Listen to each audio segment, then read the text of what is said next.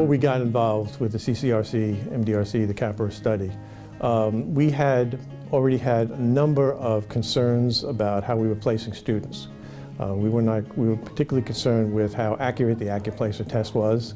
In retrospect, looking at it now, I realized that we were just substituting, or we were adding onto it, more high-stakes tests that were probably very predictive of how students are doing on high-stakes tests.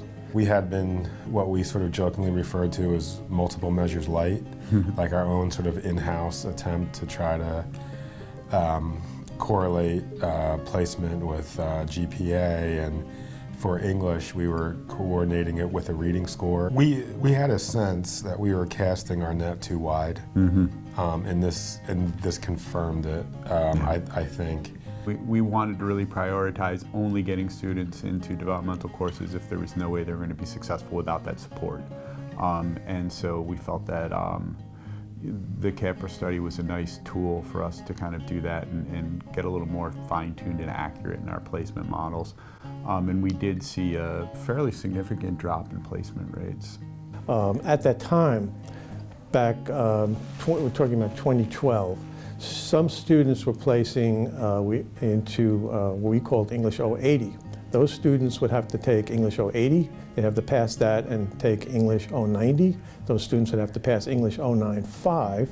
And those students would then, if they passed English 095, would be allowed to take English 101, which is the first transfer level course. Students had, if they placed at the lowest developmental writing class, they had about 20% chance at best of being allowed to take a college level writing class. And that meant that 80% of our students were never allowed to take that class, which was really telling them, you cannot pass Go, you will never collect your $200, and you'll absolutely never be able to attain an associate's degree.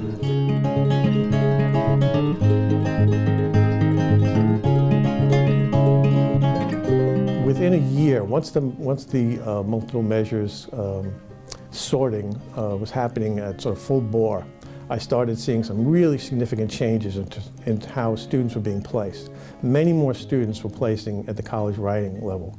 To my great joy, the students were passing pretty much at the same rate as the students who had been passed using the AccuPlacer test alone. At the point I came in, it was pretty seamless for a student. They didn't know that all these implementation processes happen behind the scene. For that student, they came in, they took a placement exam, we used their assessment, their GPA, and their other measures that we were using, and it was pretty seamless for them. What we've seen is that at the college, the algorithm did absolutely place a larger, substantial amount of students into college level English, but the exciting part and the more important part is that those students were just succeeding at the same level, or if not even a little higher. For mathematics, it was a slightly different story. We didn't see those numbers, that big bump, and it's actually created a lot of conversation though at the college, which is a good thing, because now we're saying, well, what can we do? What's our next step? Are we connecting this to guided pathways? Are we going to be using these other conversation pieces, and we're going to continue to explore that?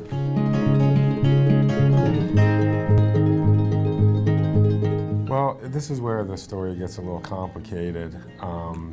After the study officially ended, we had talked to our various administrators and people in our placement office about trying to continue it, and I think the best way to put it is at the time, the people in those on the ground positions who would actually do it didn't have the support or knowledge to make it work. Yeah. We had said, they said, well, we'll give you the algorithm. If you can figure out how to do it, then we'll do it. And I remember they gave us a piece of paper that had it sort of laid out, and it was meaningless to us. We felt very confident moving forward that we could take the principles that we had learned and apply them. We decided that we would move to a overall high school GPA of 85 places you in college English, and below that you have the opportunity to test using the right placer exam. And then we came to the conclusion that I think it's 4 or higher puts you directly in to credit bearing.